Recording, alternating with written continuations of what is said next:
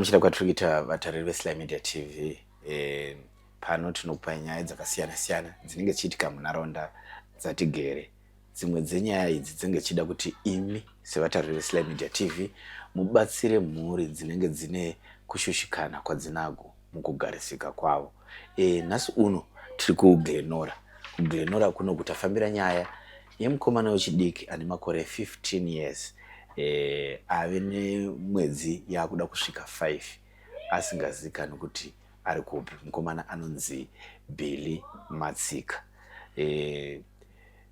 Tinoziva mazuva anaya kushayikwa kwevana kuri kuwanda muno munyika. Zvichida kune vamwe vanoita zvisina kururama. Dzimwewo dzenguva njodzi dzinogona kunge dzichiwanikwa kuvanhu ava. Dzimwe dzenguva vanhu vanoshinga. Dzimwewo dzenguva anogona kunge ari kumwe kunhu akatsakatika.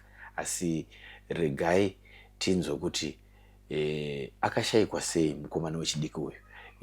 Paneri zvino ndiri kutaura nababa vaBilly Matsika, mukomana ane 15 years uyo ave nenguva asingaoneki Pamba, kuti vatiudzewo kuti zvakafamba sei uyezve matanho avatora ivo semhuri akamira sei, uyezve rubatsiro rwavari kuda semhuri nderupi.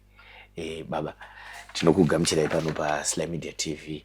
Sanganai nevatariri veSly Media TV muvakwazise tizobva tapinda munyaya yekushayikwa kwemukomana mwana wenyu anonzi Billy uyu.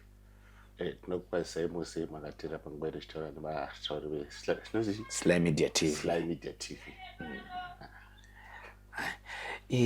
Baba, tiri kunzwa mukomana haasi kuwanikwa. Dzakuda kutokwana 5 months. Zvakatanga sei, zvakaitika riini izvi, uyezve chii chakaitika mukushayikwa kwake? Mukomana akashayika musi wa10 June. Aidzidza paRuvimbo Special School kuseri kweHarare Hospital. Ane mental disability anga asikadu aidzidza ipo. Saka zuva rakashayika musi wa10 anga asina kuenda kuchikoro. Saka ndinatori naye panapa inini. Padatomubikira meshongwasi, padatomubikira, padatodya naye padaiso.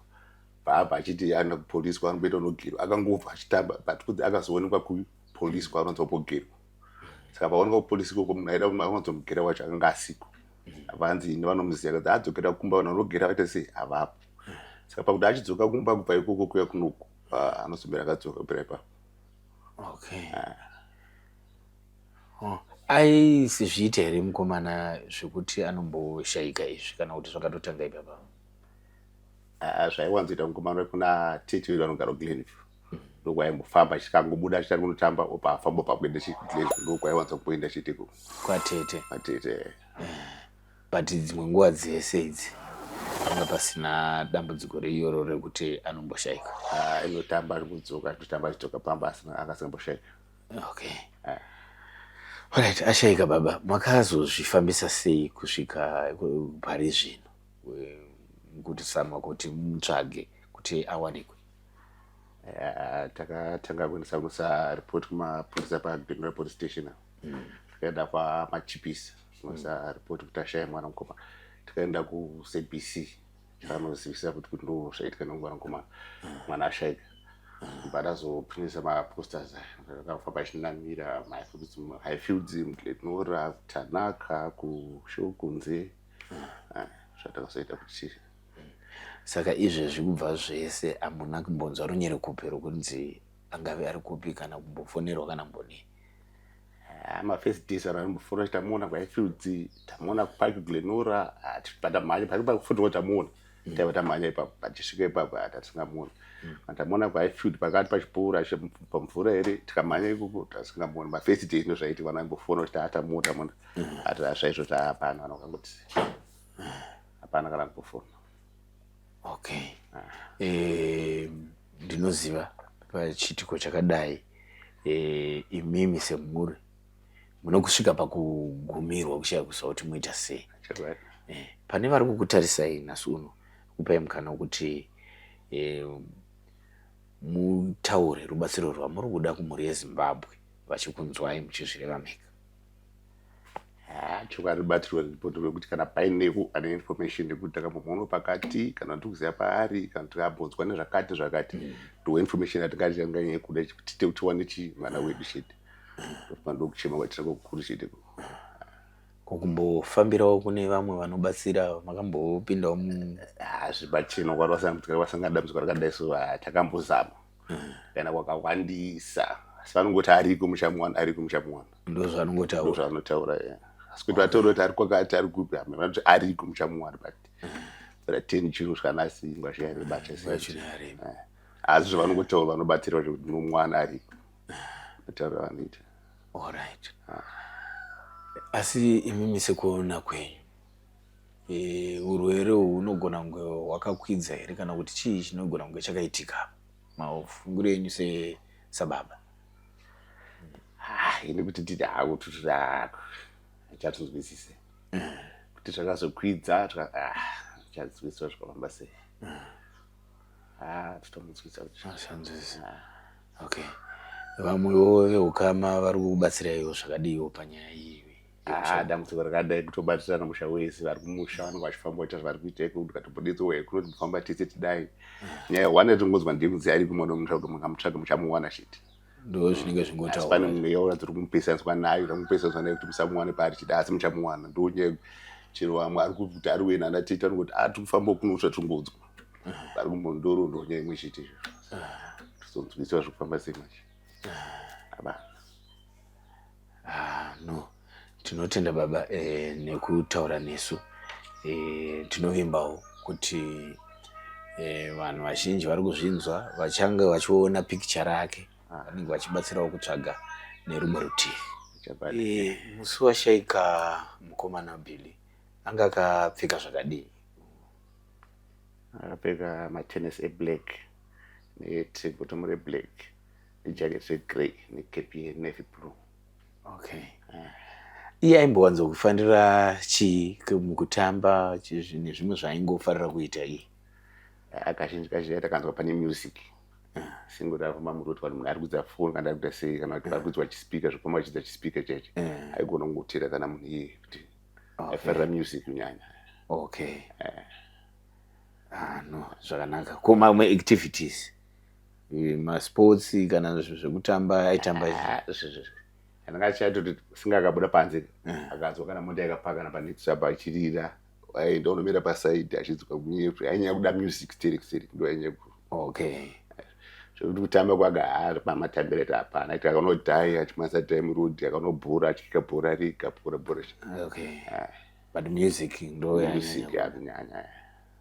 No zvakanaka mbaba maita basi atotenda. Zvino regai ndikurukure namai vaBilly Matsika uyo mukomana ne 15 years ari kushayikwa kwemwedzi yaakuda kusvika mishanu. Mama tinokugamuchirai pano paSlyMedia TV, sanganai nevatariri vedu muvakwazise mubve matitsanangurirawo kukura. Imi ndoziva kuti ndimi makakura mune mwana samai, kutitsanangura kukura kwake kuzosvika panguva ino yekushayikwa kwake. Okay, nokwazisai vatariri vese vakatotarisawo paTV. Ini ndinoitwa Rangarirai Nguluve, ndina mai vaBilly. Billy ndakamubereka 2009 so 3 August. Mwana wekuti tanga tisina kuona hake kuti zvakamira sei, angitove mwana right uchimuona but nenyaya kuti akanonoka kugara nekufamba nekudii tisina kumboona urwere hwakewo ndobva tazoona papa yasa 4 years asiri kufamba. Takumbotanga kuenda naye kuma exercise kugomo but niye mari manje hana kuenda naye nguva yakareba, ndakashaya mari yekuramba achiita kuenda naye, ndaingonyengerera ari kunoku 4 years asingafambe, toilet zvese. Ndobva atononoka kuwanawo nzvimbo yechikoro, ndakazomwana ndakadzidza pa8 primary, ndakakazoenda chikoro ane 8 years. Nekuda kwekuti akanonoka futi kuwana birth certificate acho ndakatozongomutoresa inini, baba vacho vaingodhileya vanangomutoresa inini. Saka inini ndakabva Billy mwana achienda kuchikoro ndaitomuperekedza nekuti patogara kuGlenora pacomplex paGlen haakwanisi kufamba ega, ndaimuperekedza ndichinomutora ndichimuperekedza. Saka ndakazoona kuti time yareba ndaneta kunomutora nichidzoka. Ndobva ndazongonzwawo vamwe nyaya yekuruvimbo, saka mazuva ekutanga angadai akaenda ari kuprimary but mari dzaitaurwa kana usina kusvika paground aitotyawo mari yacho. Pandakazoudzwa kuti endai munovaona munotaura kuti vandaenda kuchikoro ndobva vandiudza zvikanzi endai naye ambonoonekwa napsychologist woita sei mouya kuno kumuwana nzvimbo. Ndobva ndaenda una psychologist mufakosi kuti atomubhuka, ndobva tatoenda akataura urwere hwake kuti akamira akadai. Mushure risati aenda kumberi Billy aimhanya aienda munhu ane simba aiti akabuda anoswera achimhanya achidzoka achididi muklasi tichiva chiti zvinoita Billy madii mamboti amboenda kuhospital anonoongororwa. Ndobva ndaenda naye anga chiri pa8 ndobva ndaenda naye zvikanzi ane inonzi aipa chichi anoda kuenda pamatablets kuti akwanise kugadzirisikawo zvakanaka ane simba rakanyanyisa. Ndobva ndaita saizvozvo ndakuenda naye ndichienda naye kureview every month but mari yematablets ndofunga baba havana kuzvigamuchira kana kuzvitambirawo. Ndaingotsvaga mari yangu ndiyega ndichidai mwana matablets achingonwa every month. Ndofunga matablets akaida $30 every month ainwa every month but haana kubva akamboregedza ake unwa matablets aingonwa zvinhu zvake. But ndakatoona anga akutochinja Billy zvokuti vanhu vaimuziva Billy akaenda ndonzi Billy matsika ndogara pakadai so ndodzidza kudai so kubhazi akuenda kuchikoro kubhazi ainogarirapo pamberi kulaini riri kuzuva rabudoko otogarira bhazi kusvika raende. Billy ndakamudzidzisa kuti Billy kana mota yauya isiri yekuchikoro Billy unofanira kukwira bhazi rako ende aiziva kuti mama mandisiya panapa ndichakwira bhazi rangu kusvika rauya otorimira chero ari 1 anivaidzidza vari 2 nemwana unzi Mudiwa. Saka Mudiwa akasauya asi Billy aigarira bhazi kusvika rauya akadzoswa kana kunga kuma3 kana kunga kuma1 waitomuona atouya kunokumba. Zvinhu zvakanga kutonyatsa kuti atochinja nekuda kwematablets aya zvawa kuti nditi Billy kuenda kwaakaita kwanguri kuti zvakwidza neche hapana chandakaona chakakwidza pana Billy because anga atochinja zvekudaro. Inyaya yekuti toilet ndo yaikanganwa zvepano neapa asi kuchikoro anga kashoma kake kuitira aitozoita kunuku. Saka nyaya yaBilly iri kutondinesa kuti Billy wachona chii chakaitika, akatadza kutaura here, akateera munhu here kuti ndizive kuti akazotorwa papi abva panapa paaitamba pachona achinzi aenda kunogerwa. Vanhu vese pamatakishop vaitoti Billy tamuti kwewe wakagerwa last week wakuenda kuzandi kunogerwa. Saka vanhu vaimuziva ndakavaudza kuti aiwa Billy musamudzosi kana achida kunogerwa akuziva kuenda nekudzoka. Andosvika baba Kiki handina mari mama wacho ane mari ndigere otogerwa nababa Kiki vai otodzoka Billy. Saka musi iwoyo ndandaendawo kupati time kwandakaenda makusense ndakamukira ndikasenda mukira ndikadzoka. Ndobva ndadzoka ndikamugesa ndikamupa chikafu ndikadzokera futi kumwe kwanga ndaenda ndobva ndadzoka ndobva ndazodzokera futi ke3 ndikasenda mukira. Ndakazodzoka kumapasti 3 handina kubuda kumbomubvunza ndakati ase mwana baba wacho vauya aenda unotamba zvemazuva aita se adzoka anodzoka. Saka pakasvika kuma4 mwana ndapedza zvandaenda kubika rege ndotsvaga mwana andakumuona. Pandaifungira pagogo vaanotamba nawo zvanzi Billy ndamuzira kumuona nezuro handina kubva ndazombomuona futi nhasi. Kudotendera tikafunga kuti zvawanikwa akadai so pamaenda kuGlenview kwatete wangu kunogara muzadzi yababa wangu ndokwaienda. Vanaenda kuGlenview tete vakataura kuti Billy anosvika panapa pataenda mapurisa eGlenview. Vandadzoka ndikati mama Billy anzi haana kusvika kupi ndichiri vamweni wangu anosvika kunuko. Ndobva tatenderera kutsvaga nevanhu mumaraini. Baba vacho wangu vakarara ndobva vamuswa namama kuti enda kunotese unotarisa umboenda mumapurisa ndipo vakazoenda kuHighfield vachindadzoka hakuna ndambotenderera hakuna. Saka kubva ipapo every day nevanhu mumaraini taibuda kuzvimota kupi tichingonotsvaga zvinzi pane mwana awanikwa panapa azodarika akadai mwana wamuri kutaura pamwe taidzwa ma10 11 tichitenderera hatina kubva takatombomuwana ka1. Saka nyaya yaBilly ndakatoshaipa pandatopererwa kumasowe kupi takatenderera masowe so ndaingoti ndikangonzwa kuti pano ndaenda panapa endai munobatsirwa kwakadai so ndaenda endai munobatsirwa kwakadai so ndaenda. Pane kwandakatomboenda zvangu hatizotaura nemazita ndakatosimudzwa zvangu iPentecost ndaona zvakamira zvakadai mwana akadai mwana wenyu anouya nanhasi ndaane 2 months asi ndatomboona kuti anouya papi. Okay. Ndoda kudzoka kumusi wekushayikwa mataura kuti munomukira kuti kana ndisipo panenge pasina munhu anobuda otoenda oshaya munhu. Saka ndikamukira dho ndinotoita zvandoita ndomutsira ari mumba. Ndozvaita ndimukire kana pasina munhu anomonita ndaitosiya ndakiya dho ndoenda ndonoita zvandiri ndotongomuona achitongotamba ari mumba. But iye anga ari munhu akaita sei panguva iyoyo anga aiwadzana sei nevamwe uyezve Billy munhu kuti anga asingatambe nevana avadiki vaisa munzwisa aitotamba nevanhu vechikuru semukomana anonzi Jason anogara apo mukuru kwaari but ndiwo vanhu vaitomunzwisisa ende aitoda zvekutamba nevanhu zvisingatomboiti chero varume vakuru vakaita sema akatongoona nemanenge achitongotaura nyaya muchitowirirana achitodaro ndiwo mararamiro aitongoita iwaya asi munhu anga ari violent anga asingamboiti kana zvikurova nevanhu kana munhu aingoda zvekutamba akangowana munhu anomunzwisisa chete vanotaura vachinzwanana ndiwo munhu waaitongowirirana naye. Okay. Kuchikoro kwaaifunda vari kuti kudii nekushekwa kwaBili? Kuchikoro kwaaidzidza vakatomboedza kune vanonzi Reverend Sambuku namukoma Takunda vaiuya everyday votumwa kubva kuchikoro toita senyaya yaBili tofamba chero kuri kumasowe ndikamboti handei ndaitoenda navo. Totoenda tonzwa zvatinenge tanzwa ivo vakamirawo chiita zvatiri kuita endai pakadai so vouya mai Billy tambouya nhasi tatendera kwakadai so makanzwa chii vaitotanga vafona mune zvamuri kunzwa here tambonzwa kuti zvanzi taonekwa kwakadai so vofamba voenda isusu tori kwakadai mufambai nekwenyu vakamboedza vanhu vekuchikoro but kuzvinezvi ipapa zvikoro zvavhurwa zvakuvharwa vakandishedza vakati mai Billy zvikoro zvakuvharwa hatingangoti mwana angoshayikwa tozotongopera zvakadaro tinoda kuziva kuti toita sei what's the way forward yekuti tiwane mwana hatingangoti mwana akangoshayikwa zvopera zvakadaro ndikati inini hedha ndinyepa inini ndakatoomerwawo bhozi kufamba kwandini nichita ndichingori 1 ndaenda kundanzwa kwandakadai so ndingori ndini kunoda mari foni inoda airtime handina munhu anokwanisa kuita sei kundibatsira unogononzwa kumwe kunhu tiende kwakadai foni haina airtime hakuna kana mari saka ndinombofamba vakati madi mamboita zvekumamochari ndikati inini ndakazvimirira ndega hedhi inini hangu ndakamira samai waBili handikwanise kuenda kunotarisa kumochari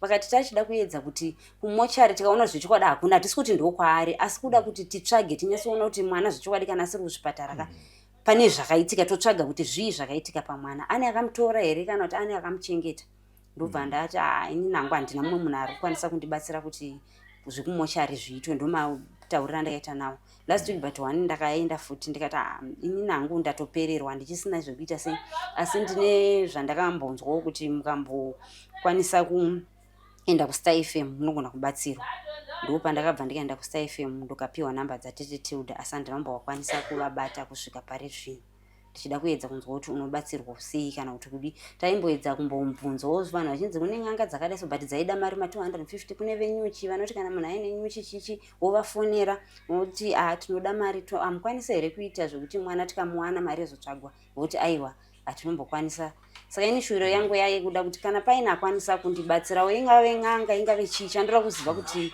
closure yakangokosha kuti zive kuti mwana aripo here kana kuti aiwa nyaya yekungonzi mwana aripo anouya ari pai anouya nani nyaya toda kuziva kuti mwana anani akatorwa here akafa here ane munhu akamuchengeta here ndo zvinhu zvandoda kubatsirwa nazvo muupenyu hwangu plus nenyaya yemararamiro senge papa 5 months dzese ndagara kudai kubasa ndandisingaende saka mawandiro achona echikafu unongo chingobatsirwawo uchingodidiwe saka unoda kubatsirwawo ipapapa tatine stand yanga tinayo yaBili takatotadza kutofambirawo nenyaya idzo plus gore racho rakangotanga rakaita sei vanhu vachingodzi vanhu vari kuvaka uye muvake but mari yachona hapana zvinhu zvakatongoomawo zvakadaro asi vamwe vakatovaka vakanogarawo kustand isusu nenyaya yekuti shure yekutovaka ndeyekutoti tinogara muhandro mukitchen kuti tinorara naBili muimba 1 saka tiri shuviro rekuti kana paine vanokwanisawo kundibatsirawo vamwe vanhu vari kuvaka wongogarawo pakasununga nemwanawo zvakanaka kuti mwana anga akawana stand dzanziri dzeiti dzemadisability kuwadzana pane panonzi paSambuku Trust anobatsira mastand emadisability so saka anga akatowana itoriko ikoko yake ndakangobhadhara mari yekadhi $40 saka paizodiwa ma150 yekuti vanhu vaisiro mafoundation waona kuti nhamba yako ndepapi handawozokwanisa kuwana mari ipapa asi vamwe vakatonogara vakatonovaka vatori kukupi kumastands avo saka vakatombondifonera ndikati izvozvo ndakaomerwa mwana chii plus handina mari yekuti ndinhengerini saka hauzoziva kuti stand yacho inenge ichiriko here kana kuti zvakamira sei zvakanaka then fiye yenyu kune Billy kungave kwaari ikoko fiye neupenyu hwake ndeipi zvamuri kumutyira neupenyu hwake kuti anogona kunge asingararami zvakanaka zvaaifanira kugara achiita panyaya yematablets because matablets akabatsira Billy zvandakaona inini nemaziviro anoita because Billy ndini ndaiswera naye nekuona zvaaita nemachinjiro acho pamatablets plus netoilet. Billy anga asingagoni kutaura kuenda kutoilet. Ndo zvinhu zvandakutotya izvozvo kuti kana dziri hembe achiri nadzo here kana kuti zvii zvapari nematablets izvozvi kuti pfungwa dzake zvapapi zvamira sei. Ndo zvinhu zvandiri kutonyatsotywa pamwana ipapapa kuti chii chiri kuitika paari. Plus izvozvi totara nyaya yemapictures ka 5 months unogona kutadza kumuziva kumuona papicture pakuti ndiye here ari pai unless kana aine munhu akamuchengeta achigeza but kana ari musango anenge asisaoneke kuti anotoonekwa nemunhu andase anomuziva. Aiwa tosvinzwa mama. Ruzhinji rweZimbabwe rumwe runogona kuda kufonera musiwo pane munhu anenge asangana naye kana kuti pane vamwe vane rubatsiro rwanogona kuda kunge vachida kupa mukutsvaga kwamuri kuita mwana wenyu vanokubatai sei? Namba dzangu 777 437 516 777 437 516 rangarirai nguluve. Alright. Zvakanaka mama. Ameno munogona kunge mune mamwe mashoko amurida kungotaura kune vari kukonai panguva ino pachivhitivhiti? Inini mashoko angu makuru ndeyekuti kana paine vanokwanisawo kundibatsira kuti ndikwanise kuziva kuti mwana wangu ari papi, ndo mashoko angu iwaya. Ndo mashoko angu makuru pazhinji reZimbabwe kuti anongoziva kana anobatsira ingave n'anga ingave chii kungoziva kuti mwana wangu mupenyu here anani kuti adzoke. Ndo zvinhu zvandiri kungoshuvira muupenyu hwangu chete. Ndisina kunge ndabvunza zvakare kuti imi mune vana vangani? Ndine vana vaviri. Musikana anonzi Brenda ane 21 years naBilly wechitumbu. Billy anga ari wechipiri? Okay. Zvakanaka mama. Regai tinzwe vatinoshanda navo vachaona imimi vamwe vanogona kufonerai wozotaura ndimi. Vozotaura nemi vachikuudzaiwo zvinenge zviripo, asi ndinoda kuti munge mumboshanyirawo kana kuzvipatara chaiko, nekuti chinhu chinoitigona kunge chinoitika mazuva ano munhu angona kuita kurohwa nemota wochikoka kana gumba woenda muchipatara vasingatozivi kuti uyu ndiani, asi mataura muchiti izvi iye aiziva kutotaura zita rake, kutaura kuti anogara ipi, aizviziva zvese izvozvo. Apa anga form ani? Anga level form 2. Form 2? Okay. And kuchikoro kwanga kuchifambawo zvakanaka? Aiwa, kuchikoro zvanga zvitorari zvokuti kuchikoro vakatoshama nemaziro anoita Billy kuti Billy aamborasika marasikiro akaita izvozvo vaitozviramba kuti haatomborasika marasikiro akaita iwayo. Billy kana kuchikoro chaiko aitoziva zvanga zvitorari. Munhu akanga asikagona kunyora but zvimwe maactivities aya aitogona zvake Billy. Zvekunyorawo zvasiri maari munhu kuti chero maoko acho anga asina kunyatsosimbawo zveningirini. Asi zvimwe zvinhu aiita mamwe mabasa ukamutuma chinhu anoita saizvozvozvo. Aiwa, tinotenda mama nekukurukura nesu. Regai tingoona kuti tinobatsirana sei isusu tichishambadzawo kushayikwa kwake. Vadiwa vatariri, ndiyo nyaya yatakunzirai isu veSlyMedia TV. Tinoziva kuti kushayikwa kwevana kuri kuwanda. Dzimwe dzenguva vamwe vanoshina, vamwe vachida kuita zvisirizvo nevana. Saka saizvozvo tinoti munhu anenge aonawo mukomana uyu wechidiki anokwanisa kubata mhuri iyi kana kutibata isusu veSlyMedia TV kuti tikwanise kuti abereki ava vazorodze pfungwa nekuti vava nenguva yakareba vachitsvaga mwana wavo. Tichisangana mune zvimwe zvirongwa anokuoneka ndisimba rashe ukwazvidza kana kuti mukanya, ndichionekerawo Daniel Kachere akabata kamera. Tosangana mune zvimwe zvirongwa. Bye bye.